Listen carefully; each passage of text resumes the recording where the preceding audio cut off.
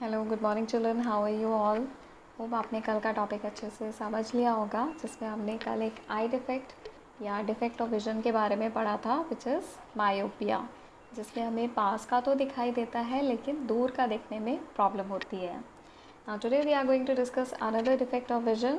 सो सबसे पहले आपसे क्वेश्चन है, have you ever felt difficulty in reading a book? क्या आपको बुक पढ़ने में कोई दिक्कत होती है या आपको स्पेक्स यूज़ करने पड़ते हैं बुक को रीड करने के लिए? Then you might be suffering from a defect of vision which is known as farsightedness और hypermetropia. So this is our today's topic और the next defect which is hypermetropia. तो चलन hypermetropia क्या है? It is a defect of vision in which a person is able to see the faraway objects clearly but he cannot see the nearby objects clearly. तो ये वो defect है जिसमें हमें दूर की चीज़ें तो अच्छे से दिखाई देती हैं लेकिन जो पास की चीज़ें हैं उनको देखने में प्रॉब्लम होती है. So what could be the cause of hypermetropia?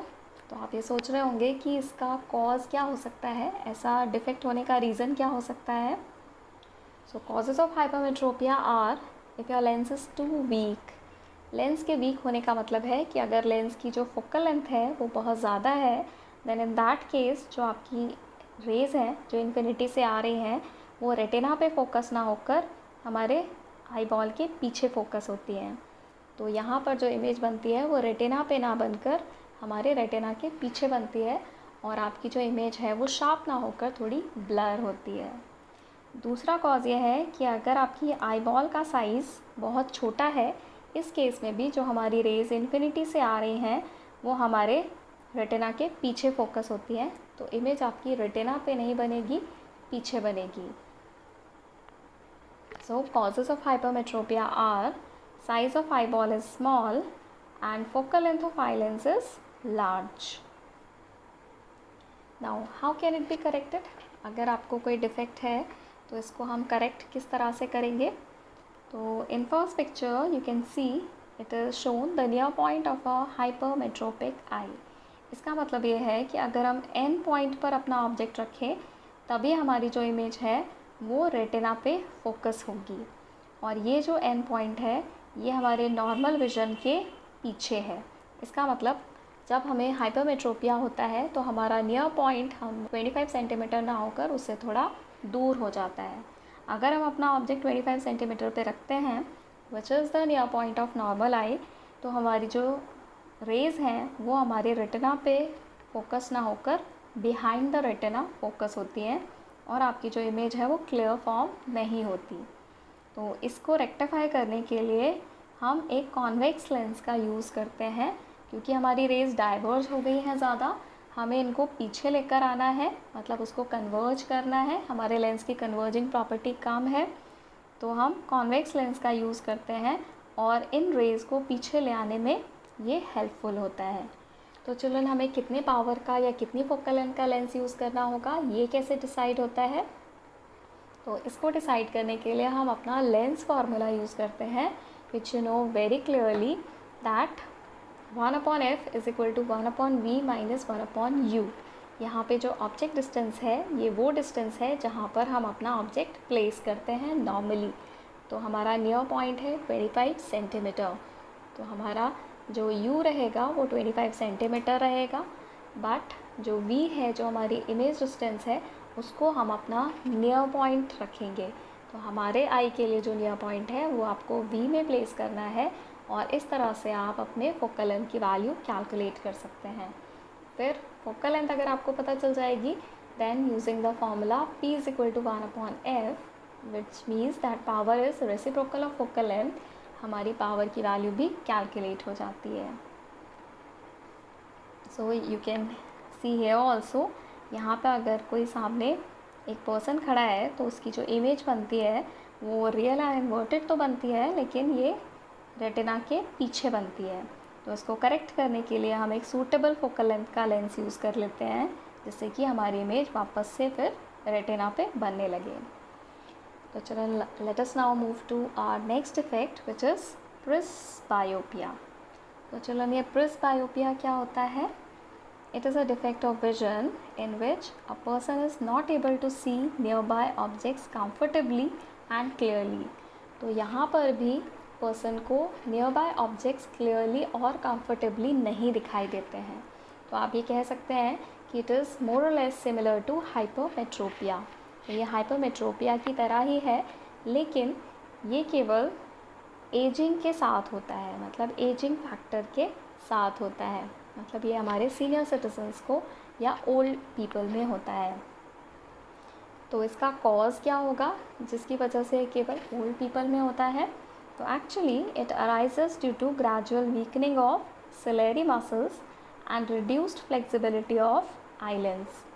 तो इसके होने का रीज़न है जो हमारी सिलेरी मसल्स होती हैं वो एज के साथ वीक हो जाती हैं, तो ये हमारे आइलैंड्स को प्रॉपर फोकसिंग में हेल्प नहीं कर पाती हैं, या हमारे आइलैंड्स की जो फ्लेक्सिबिलिटी है वो रिड्यूस हो जाती है, तो जिसकी वजह से वो अपनी फोकल लेंथ को प्रॉपरली एडजस्ट नहीं कर पाता है।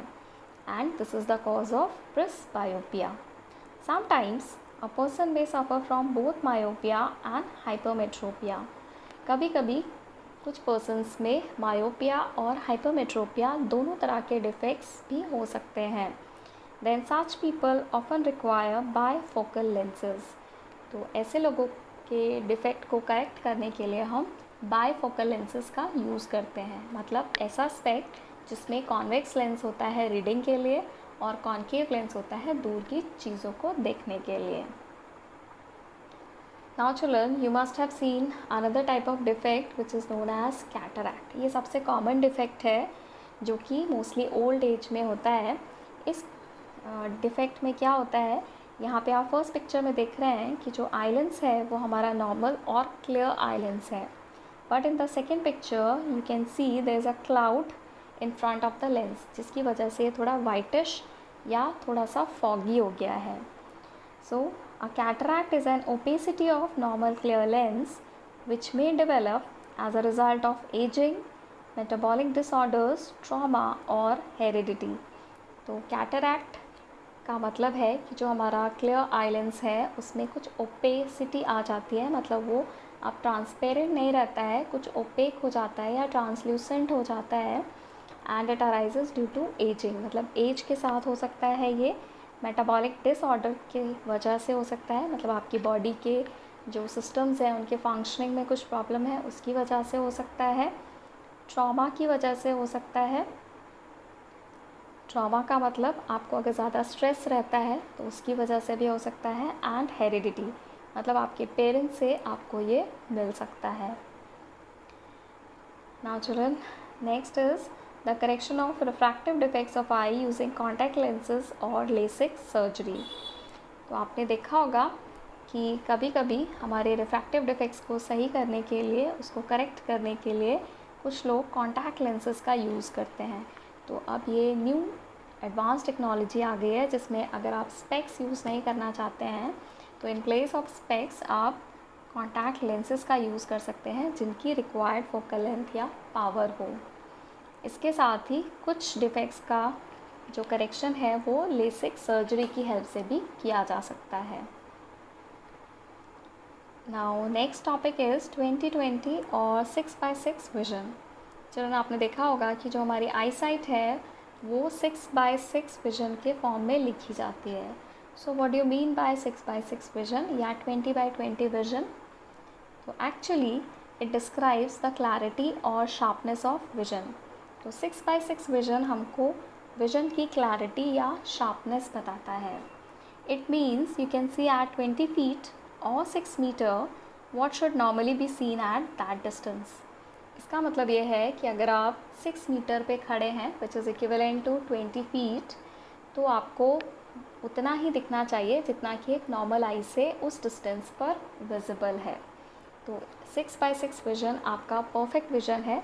इसका मतलब अगर आप 6 मीटर पे खड़े होकर उतना देख पा रहे हैं जितना 6 मीटर से नॉर्मल आई के थ्रू विजिबल है, तो आपकी आई साइट 6/6 है। 20/16 means you can see at 20 feet what is visible only at 16 feet from a normal eye। अगर आपकी आई साइट या आपका विज़न 20/16 है तो इसका मतलब ये है कि जो नॉर्मल आई से 16 feet पर विजिबल होता है आप उसको 20 फीट से भी देख सकते हैं, मतलब आपकी आईसाइट और ज़्यादा अच्छी है। Now children, 16 by 20 means you have to move to 16 feet to see what is visible at 20 feet from a normal eye. अगर आपका विजन 16 by 20 है तो इसका मतलब ये है कि जो नॉर्मल आई से 20 फीट पर विजिबल होता है उसको देखने के लिए आपको थोड़ा ऑब्जेक्ट के पास जाना पड़ता है, नियर टू 16 फीट, तभी आपको वो चीज़ अच्छे से दिखाई देती है।